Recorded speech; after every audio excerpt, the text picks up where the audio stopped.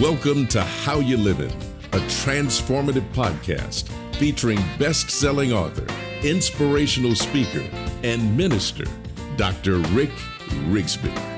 And now, Dr. Rick.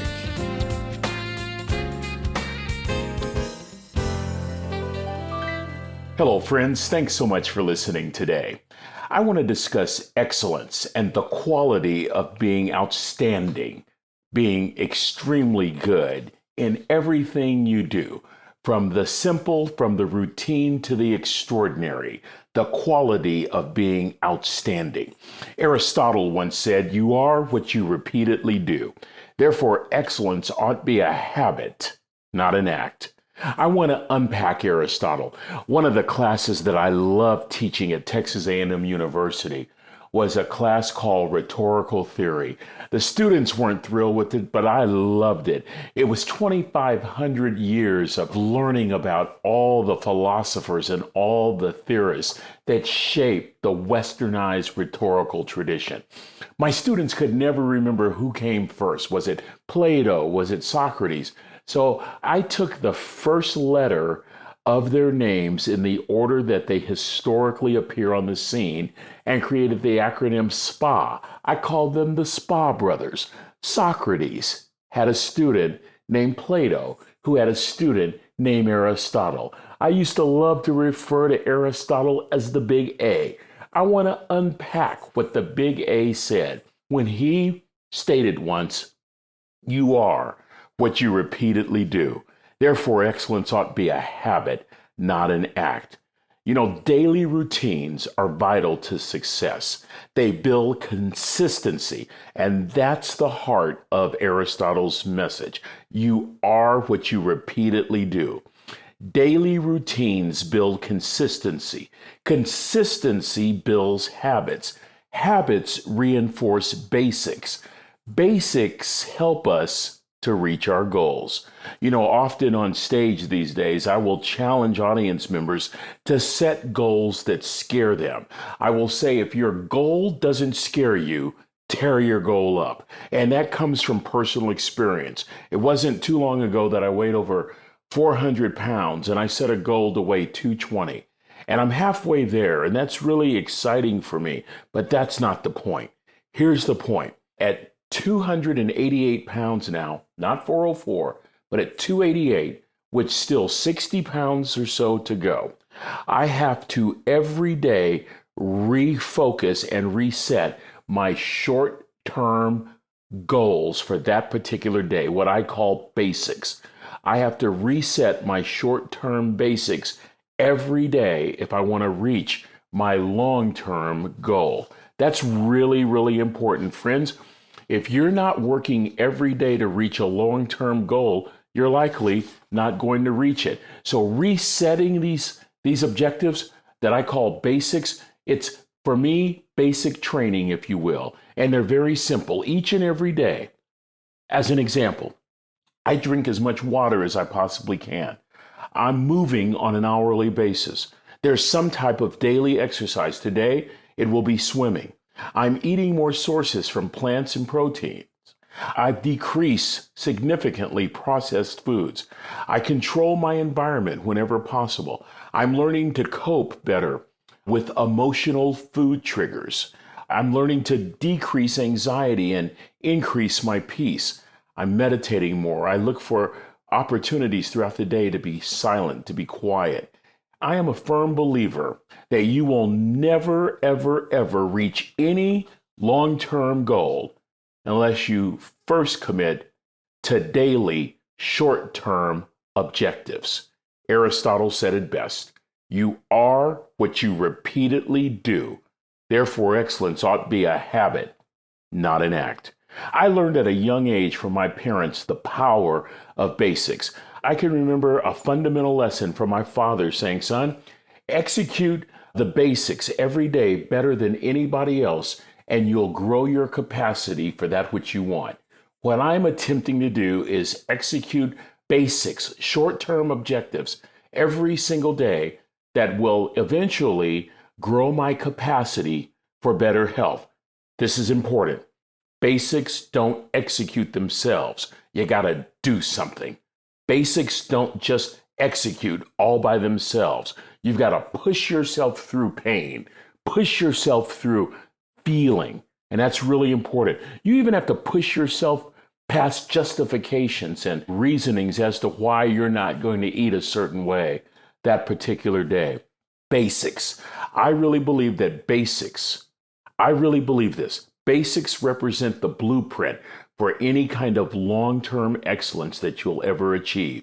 Former Pittsburgh Steelers coach Chuck Noll put it this way: champions are champions, not because they do extraordinary things, but because they do ordinary things better than anybody else. Oh, that's the quote worth requoting for the day. Champions are champions, not because they do extraordinary things, but because they do ordinary things better than anybody else. Friends, when you execute basics as a way of arriving toward excellence, your focus becomes more aspirational. It's no longer a matter of can't and won't. It's no longer a matter of I'll never. The mindset shifts to what might be, to what could be, to what will be. I love what experts say about the power of a mindset, like how we can go from scarcity to abundance by changing our thinking. Bottom line, let's have an abundance mindset, a mindset that says, I'm going to go for it regardless. I'm not going to focus on what I don't have. What did you say, Arthur Ashe? That legendary tennis great, the late Arthur Ashe, said on one occasion, start where you are. Use what you have to get what you need. I just love that. I love the basics, that basic mindset that produced those basics in the life of Arthur Ashe. Aristotle said, one more time, you are what you repeatedly do. The word do, that suggests that excellence is a process, not an outcome. Friends, we live in an outcome-oriented society, so it's all about achieving the excellence. But what about the process? What about going through the process and finding joy and happiness in the everyday grind that it takes to get to your particular goal? Excellence is a process. Excellence requires movement, proactive movement, not just empty promises. Excellence is a space not occupied by those who love to pose, who love to talk, who love to procrastinate or to pretend. Excellence is a proactive mindset that manifests itself in every single thing that we do. Excellence involves action, not just words, not just empty promises, not just slogans. You gotta do something. Oh, baby, this is being reinforced to me by a book. I both hate this book and I love this book at the very same time. And I promise you, it's the tension that those two polar opposites create that I'm experiencing tremendous growth by. The book is by elite fitness trainer Tim Grover. The title is Relentless: From Good to Great to Unstoppable. I hate this book because Grover makes hash of passion and motivation. I believe in passion. I'm a firm believer in motivation, but keep listening. Grover says, at the end of the day, you gotta do something. You gotta accomplish something. You gotta move past just words and get something done. Friends, he tells a great story in his book about the late Kobe Bryant. Kobe was playing for the Lakers at the time. He gets fouled on a play. He gets fouled hard. He goes to the ground grimacing in pain. As the people come out, the trainers and others to check, he waves off the other players, waves off the training staff. He would later learn that he tore his Achilles tendon. That's a season-ending injury, sometimes a career-ending injury. Without any assistance, he gingerly gets to his feet. He was fouled on the play. Watch this. Kobe hobbles, limps to the free throw line, has 2 shots, makes them both. Then, without assistance, waving off people, he limps unassisted to the locker room. Grover said, "That's a perfect example of being relentless." Oh, baby. Friends, surprisingly, excellence is not always found in victory. Excellence is born in doing your best, in giving your all, in victory or defeat, whether playing with injury or pain, pushing past feeling, pushing past negative emotions, pushing past expectations. I love that. I remember a great story about legendary Green Bay Packers coach Vince Lombardi. The story is retold by David Moranis in his wonderful book titled When Pride Still Mattered, A Life of Vince Lombardi. Lombardi's love affair with the maximum pursuit of passion and excellence did not begin during his illustrious coaching days in Green Bay, nor did it begin with his stellar career at Fordham University, where Lombardi, along with 6 other linemen, gained legendary fame as the 7 blocks of granite. Oh no, you've got to go all the way back to high school. It was those football years in high school where things changed for Lombardi. This is where the beginnings of his pursuit of excellence had the roots. In high school, Lombardi played at St. Francis Prep. At the time, St. Francis Prep was the oldest Catholic school in Brooklyn, New York. Now, according to Moranis, quote, "The most telling moment in his high school season came at the conclusion of an early game against powerful Erasmus Hall, a public high school, then in the midst of a long winning streak. Led by the golden arm of quarterback Sid Luckman, Erasmus shut out Lombardi's St. Francis team 13-0. Yet, Lombardi, who smacked Luckman with a few good licks on defense, felt like anything but a loser when it was over. He experienced what he later described as a locker room epiphany. As he sat slumped on the bench in his grass-stained red and blue uniform, Lombardi was overcome by joy, a rare feeling for him. Nothing on the sandlots felt quite like this. He understood that he wasn't the greatest player, but he had fought hard, given his best, and discovered that no one on the field intimidated him, no matter how big or fast. He was confident, convinced that he could compete, and puzzled by why other players did not put out as much as he had. He felt fatigue, soreness, competitive yearning, accomplishment, and all of this, he said later, left him surprisingly elated, end quote. Friends, that overwhelming feeling of joy from knowing that you gave every ounce of energy as you pursued the highest degree of excellence, it changed Lombardi's life. The feeling in that high school locker room never left the great Vince Lombardi, regardless of the endeavor, regardless of how difficult the task, regardless of whether you succeed or fail, even regardless of pain and injury. You will never truly be excellent until you first discover the joy found in the journey, even if that journey includes coming back from a torn Achilles tendon. My favorite Lombardi quote comes from his very first day as head coach of the Green Bay Packers. The year before, which would be 1958, the Packers weren't very good. They didn't win very much.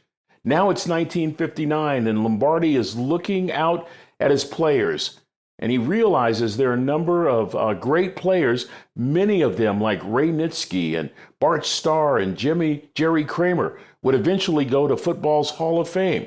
And he opens up the very first team meeting in 1959 with this statement: "Gentlemen, we shall relentlessly pursue perfection, knowing full well we'll never catch perfection, but we shall relentlessly pursue perfection, and in the process, we'll catch excellence."